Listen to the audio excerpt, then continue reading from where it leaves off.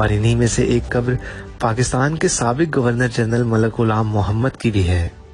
अब यहाँ सवाल ये पैदा होता है कि मलक गुलाम मोहम्मद को मुसलमान होने के बावजूद क्रिश्चियंस के कब्रिस्तान में क्यों दफन किया गया। नाजरीन, मलक गुलाम मोहम्मद ने अंग्रेज सरकार से आज़ादी के बाद 15 अगस्त 1947 को बतौर पाकिस्तान के वजीर खजाना हल्फ उठाया और 19 अक्टूबर 1951 तक इस ओहदे पर बरकरार रहे। इसके बाद उन्होंने 17 अक्टूबर 1951 को बतौर गवर्नर जनरल पाकिस्तान ओहदा संभाला और 6 अक्टूबर 1955 तक इस ओहदे पर बरकरार रहे। मलक गुलाम मोहम्मद ने गवर्नर जनरल के ओहदे पर रहते हुए पाकिस्तान की तारीख में ऐसे फैसले किए जिन्होंने आने वाले सालों में मुल्क को शदीद मुश्किलात में धकेल दिया। अगर यूं कहा जाए कि इनका सियासी किरदार मुल्क के लिए नुकसानदेह साबित हुआ तो कुछ गलत ना होगा। खैर, ये एक तवील बहस है। इस वक्त मरकजी नुक्ता ये है कि मुसलमान होने के बावजूद मलक गुलाम मोहम्मद को गोरा कब्रिस्तान में क्यों दफन किया गया। नाजरीन, हुआ ये कि ब्लड प्रेशर, लकवे और फालिज के मरीज मलक गुलाम मोहम्मद 12 सितंबर 1956 को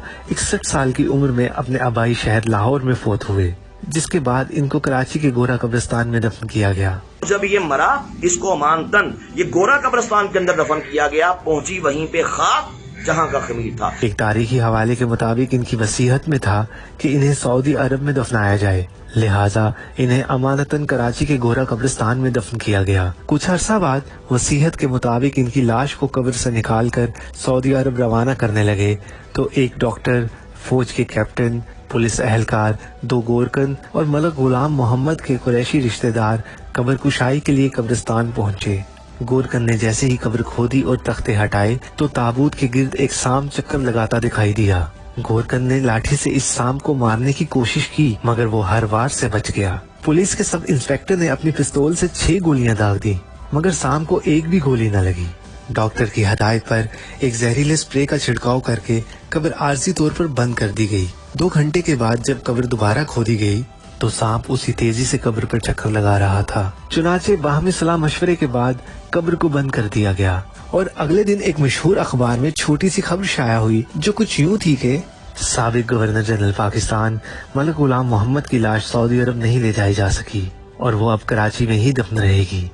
नाजरीन, मलक गुलाम मोहम्मद की लाश दुनिया में ही इबरत का निशान क्यों बनी और इन्हें मुसलमानों के कब्रिस्तान में जगह नसीब क्यों नहीं हुई।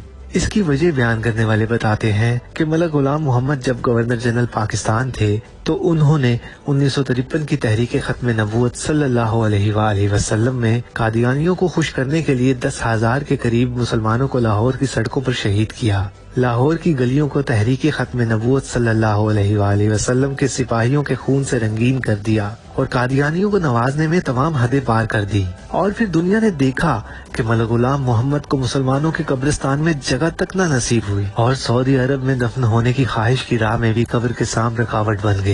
कादियानियों को नवाजने के बदले में गोरा कब्रिस्तान मलक गुलाम मोहम्मद का मुकद्दर बना, जहां आज आवारा कुत्ते पाकिस्तान के तीसरे गवर्नर जनरल की कब्र पर बैठे नजर आते हैं और फातिहा करने वाला कोई नजर नहीं आता। लोगों ने हमें बताया कि यहाँ इस कब्र के ऊपर, कब्र के साइड पे, ये आप देख सकते हैं, ये गिरदोनवा, यहाँ पे सारे कब्रिस्तान के कुत्ते आके यहाँ पे गुस्ताखे रसूल की कब्र पे पेशाब करते हैं, इस मर्दई नवाज की कब्र पे पेशाब करते हैं और दुनियादारों को बताते हैं कि लोगों जो अल्लाह के नबी की इज्जत में हमला। मलक गुलाम मोहम्मद की कब्र का हाल तो दुनिया ने देखा, लेकिन इनकी अमरीकी सेक्रेटरी ने एक इंटरव्यू में ये इंकशाफ भी किया कि जब वो आखिरी सांसें ले रहे थे तो इनके मुंह से ऐसी चीखें निकलती थी कि सुनने वाले दहल कर रह जाते थे। रात का ऐसा अज़ाब आया।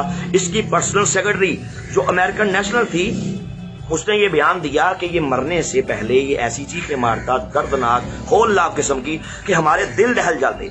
और जब ये मरा, इसके मुंह से और नीचे से दोनों रास्तों से नाजरीन गलाजत जारी थी। ये अल्लाह का इस बदबख्त पे, इस गुस्ताखे रसूल पे, मर्दई नवाज पे अजाब आया। नाजरीन, पाकिस्तान के तीसरे गवर्नर जनरल का इबरतनाक अंजाम आज के हुक्मरानों के लिए भी सबक है, जो गाहे बगाहे कादियानियों को नवाजने की कोशिश करते रहते हैं। अल्लाह अज़्ज़ वजल उम्मत मुसलमान को तमाम फितनों से महफूज फरमाए और फितना फैलाने वालों और इनके मददगारों को निस्त नाबूद फरमाए, आमीन। अगर आपको वीडियो पसंद आई हो तो कमेंट्स बॉक्स में जरूर बताएं और चैनल को सब्सक्राइब करके बेल आइकन का बटन दबाएं और हमारी दीगर मालूमाती वीडियोस को भी देखें। शुक्रिया।